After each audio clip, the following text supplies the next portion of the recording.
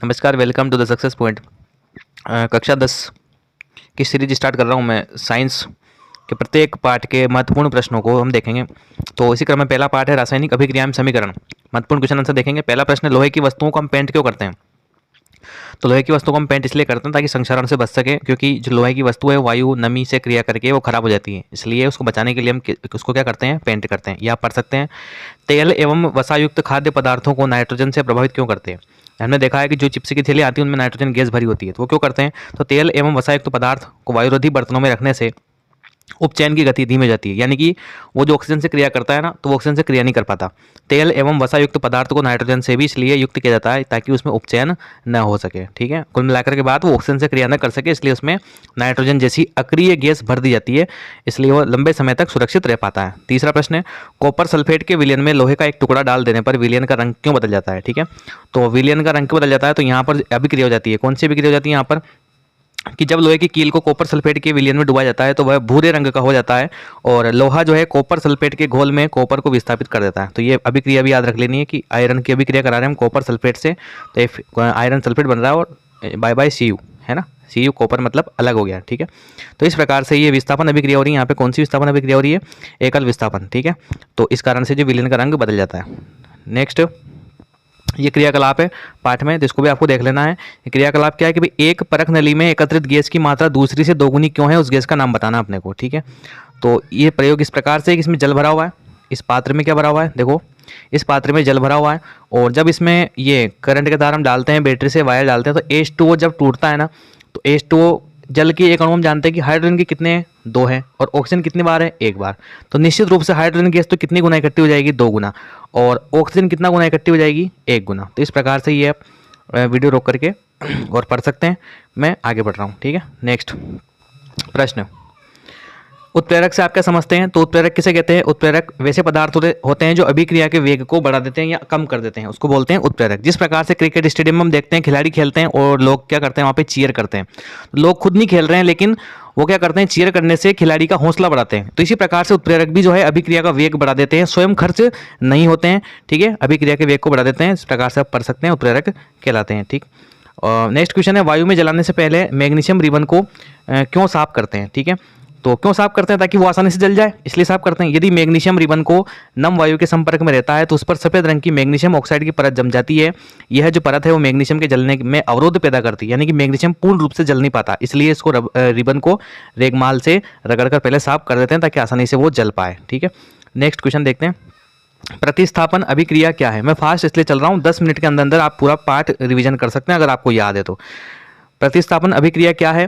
तो नाम से स्पष्ट है, प्रतिस्थापन भी बोलते हैं इसको, द्विविस्थापन भी बोलते हैं। ठीक है, ये भी ध्यान रख लेना आप। द्विविस्थापन अभिक्रिया किसे कहते हैं, प्रतिस्थापन किसे कहते हैं, एक ही बात है।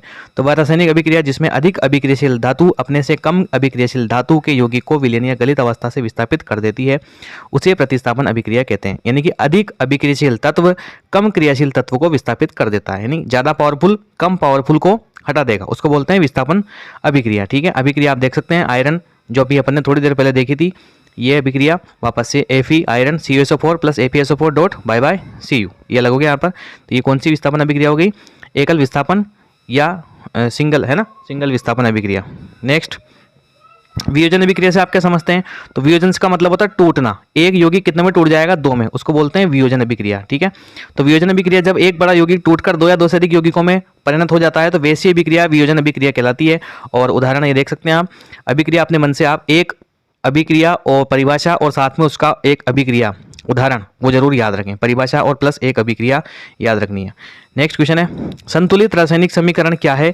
और संतुलित किसे कहते हैं? पहले बात तो हम जानते हैं एक तरफ होता है अभिकारक, ठीक है, अभिकारक, और फिर तीर का निशान, दूसरी तरफ क्या बनता है? उत्पाद। तो संतुलित किसे बोलेंगे? इधर का मामला सेम रहे, उसको बोलेंगे संतुलित। यानी कि अभिकारक में परमाणुओं की संख्या उत्पाद में परमाणुओं की संख्या के बराबर हो, ऐसी अभिक्रिया को संतुलित रासायनिक समीकरण हम कहते हैं। और इसको संतुलित करना आवश्यक क्यों है? तो द्रव्यमान संरक्षण के नियम को संतुष्ट करने के लिए। देखो, रासायनिक अभिक्रियाओं में द्रव्यमान के संरक्षण के नियम को संतुष्ट करने के लिए रासायनिक समीकरण संतुलित करना आवश्यक होता है। अब द्रव्यमान संरक्षण का नियम क्या है? तो द्रव्यमान संरक्षण का नियम कहता है कि प्रकृति में जब कोई अभिक्रिया होती है तो जितना आपने अभिकारक लिया है उतना ही उत्पाद आपको मिलेगा, न तो द्रव्यमान का निर्माण होता है और न ही द्रव्यमान का विनाश। ऐसा नहीं कि आपने 2 किलो वस्तु ली है और 2-3 किलो मिल जाए आपको, ऐसा भी नहीं होगा। और ऐसा भी नहीं कि 2 किलो लिया आपने और 1 किलो मिल जाए, ठीक है। तो जितना आप ले रहे हैं उतना ही आपको वापस आउटपुट मिलेगा, जितना इनपुट देंगे। तो ये होता है द्रव्यमान संरक्षण का नियम, ठीक। नेक्स्ट क्वेश्चन है, ऊष्माक्षेपी एवं ऊष्माशोषी अभिक्रिया क्या का अर्थ है? तो परिभाषा आपने को देखनी है। ऊष्माक्षेपी नाम से स्पष्ट है, जिसमें ऊष्मा का क्या होगा? उत्सर्जन। ऐसी अभिक्रिया है जिनमें ऊष्मा निकलती है, ऊष्माक्षेपी अभिक्रिया कहलाती है। उदाहरण आप देख सकते हैं, ये मीथेन का दहन हम कर रहे हैं, यानी कि गोबर गैस जो होती है उसका, तो ये ऊर्जा निकल जाएगी यहाँ से। और ऊष्माशोषी किसे कहते हैं? कि जिसमें ऊष्मा का क्या होता है? अवशोषण, ठीक है। ऐसी अभिक्रिया जिसमें ऊष्मा अवशोषित हो जाती है, ऊष्माशोषी अभिक्रिया कहलाती है। ये अभिक्रिया आप देख सकते हैं, ठीक है। नेक्स्ट, अवक्षेपण अभिक्रिया से आप क्या समझते हैं?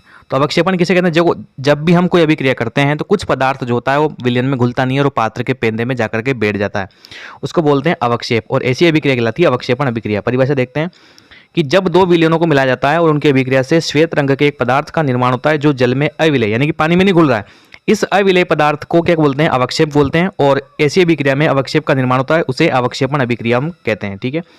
और अभिक्रिया आप देख सकते हैं, जितनी भी द्विविस्थापन अभिक्रियाओं के अभी उदाहरण है वो सारे इसमें काम आ जाएंगे। सब जो उदाहरण लिख रखे हैं ये कौन सी अभिक्रिया का उदाहरण है? द्विविस्थापन अभिक्रिया जब होती है तब ये उदाहरण काम में आते हैं, ठीक है। नेक्स्ट क्वेश्चन है, श्वसन को ऊष्माक्षेपी अभिक्रिया हम क्यों कहते हैं?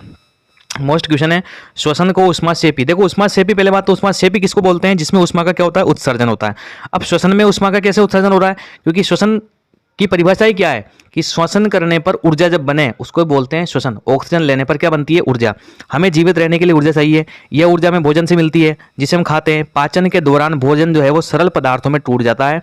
उदाहरण के लिए चावल, आलू, ब्रेड में कार्बोहाइड्रेट होता है, ये कार्बोहाइड्रेट टूटकर ग्लूकोज बनाता है। यह ग्लूकोज हमारे शरीर की कोशिकाओं में ऑक्सीजन से जुड़ करके हमें क्या प्रदान करता है? ऊर्जा। तो फाइनली क्या बन रही है? यहाँ पर ऊर्जा बन रही है, ऊर्जा निकल रही है, इसलिए इस अभिक्रिया को क्या बोलते हैं? ऊष्माक्षेपी अभिक्रिया हम किसको बोलते हैं? श्वसन को। इसकी जो अभिक्रिया होती है वो भी आपको याद रखनी है। मोस्ट अभिक्रिया है श्वसन की C6H12O6, ये किसका फॉर्मूला है? ग्लूकोज का है। ऑक्सीजन जो हमारे द्वारा श्वसन के दौरान ली गई है, फलस्वरूप बन क्या रहा है? एक तो बन रही है कार्बन डाइऑक्साइड गैस जिसे हम छोड़ देंगे नाक के द्वारा, और एक बन रहा है जल जो पसीने के द्वारा या मूत्र के द्वारा बाहर निकल जाएगा, और साथ में क्या बन रही है? ऊर्जा बन रही है, जो कि हमें शरीर को चलाने के लिए काम में आएगी, ठीक है। नेक्स्ट क्वेश्चन है, प्रकाश अपघटन अभिक्रिया से आप क्या समझते हैं? तो ये कौन सी नई अभिक्रिया हुई? तो प्रकाश अपघटन नहीं है, एक तरीके से ये वियोजन अभिक्रिया है। वियोजन का मतलब टूटना।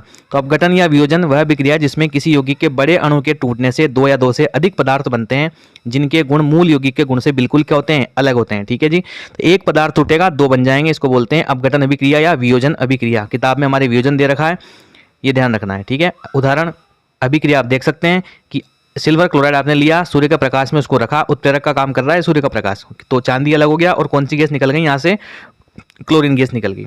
नेक्स्ट क्वेश्चन है, वियोजन अभिक्रिया को संयोजन अभिक्रिया के विपरीत क्यों कहते हैं? तो एक तरीके से आपको दोनों की ध्यान रखनी है। एक तो वियोजन किसे कहते हैं और संयोजन किसे कहते हैं? तो वियोजन तो होता है 1-2 में टूट जाएगा, उसको तो वियोजन बोलेंगे। और संयोजन किसे बोलेंगे? जब 2 मिलकर के 1 बनाएंगे। तो वे अभिक्रिया जिनमें 2 या 2 से अधिक पदार्थ संयुक्त होकर केवल एक पदार्थ बनाते हैं संयोजन अभिक्रिया कहलाती है। और वे अभिक्रियाएं जिनमें यौगिक 2 अधिक सरल पदार्थों में टूटता है, मतलब 1 से 2 में टूट जाएगा, उसको बोलते हैं वियोजन अभिक्रिया, ठीक है।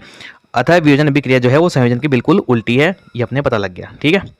नेक्स्ट क्वेश्चन है प्रश्न नंबर 14, रासायनिक अभिक्रिया से आप क्या समझते हैं? तो सिंपल सी बात, जब कोई रासायनिक परिवर्तन होता है तो हम कहते हैं कि रासायनिक अभिक्रिया हुई है। जैसे कि भोजन पकाना, अंगूर का किण्वन, सांस लेना, ये सभी क्रियाएं कौन सी क्रियाएं?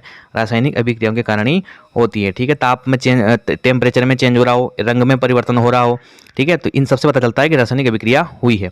संतुलित और असंतुलित समीकरण में क्या अंतर है? तो संतुलित का मतलब वही अभिक्रिया में उत्पाद है ना, रासायनिक समीकरण में तीर के दोनों ओर का मतलब अभिकारक और उत्पाद, उपस्थित तत्वों में परमाणु की संख्या समान होनी चाहिए, ऐसे समीकरणों को क्या बोलते हैं? संतुलित। और अगर समान नहीं हो तो क्या बोल देंगे? असंतुलित बोल देंगे, सीधी सीधी बात, ठीक है। नेक्स्ट प्रश्न, संक्षारण से आप क्या समझते हैं? क्या आप दैनिक जीवन में इनके प्रभावों को देख सकते हैं? संक्षारण का मतलब होता है कि धातुओं की जो वस्तुएं थी जंग लग जाता है, खराब हो जाती है, उसको बोलते हैं संक्षारण। तो आप जानते हैं कि लोहे की बनी हुई नई वस्तुएं चमकीली होती है। कुछ दिन बाद वायु में छोड़ दिए जाने पर इसकी सतह पर लालिमा युक्त भूरे रंग की परत चढ़ जाती है। इस प्रक्रिया को लोहे पर जंग लगना कहा जाता है। यह अभिक्रिया अन्य धातुओं की परतों पर भी होती है, उनका रंग बदलता है। जब कोई धातु अपने आसपास अम्ल, आर्द्रता आदि के संपर्क में आती है एवं संक्षारित हो जाती है, तब इस प्रक्रिया को हम क्या बोलते हैं? संक्षरण बोलते हैं। संक्षरण के कारण लोहे की बनी वस्तुएं खराब हो जाती है, विशेष रूप से धातु की वस्तुएं जो है वो खराब हो जाती है, इसको क्या बोलते हैं? हम संक्षारण बोलते हैं। नेक्स्ट क्वेश्चन है, बुझे हुए चूने के विलयन का उपयोग दीवारों की सफेदी करने में क्यों किया जाता है? बुझा हुआ चूना यानी कि आप बाजार से लाते हो, CaO है, कैल्शियम ऑक्साइड है, इसमें आप पानी मिला दोगे, H2O कौन सा बन जाएगा? बुझा हुआ, यानी कि CaOH का होल ट्वाइस, ये बुझा हुए चूने का सूत्र है। बुझा हुआ का मतलब आपने पानी डाल दिया यानी कि बुझ गया हो, ठीक है। तो क्यों करते हैं? तो उत्तर सुनिएगा। कैल्शियम हाइड्रोक्साइड वायु में उपस्थित कार्बन डाइऑक्साइड के साथ धीमी गति से अभिक्रिया करके दीवारों पर कैल्शियम कार्बोनेट की एक पतली परत बना देता है। सफेदी करने के 2-3 दिन बाद कैल्शियम कार्बोनेट का निर्माण होता है, क्योंकि वो धीरे धीरे जो सूख जाएगा ना, उसमें से एक्स्ट्रा पानी निकल जाएगा और इससे दीवार पर चमक आ जाती है। यही कारण है कि बुझे हुए चूने के विलयन का उपयोग दीवार पर सफेदी करने के लिए हम करते हैं। साथ में आप एक क्वेश्चन और ध्यान रख लेना, विकृत गंधिता। विकृत गंधिता का मतलब होता है कि जो खाने वाले वसा युक्त और तेलीय जो खाद्य पदार्थ हैं वो क्या करते हैं? धीरे धीरे वातावरण की ऑक्सीजन से क्रिया कर करके और सड़ जाते हैं, अपनी वास्तविक जो गुण है उसको खो देते हैं, उनमें बदबू आने लग जाती है और उसका स्वाद और गंध दोनों ही बिगड़ जाते हैं। इसको बोलते हैं विकृत गंधिता।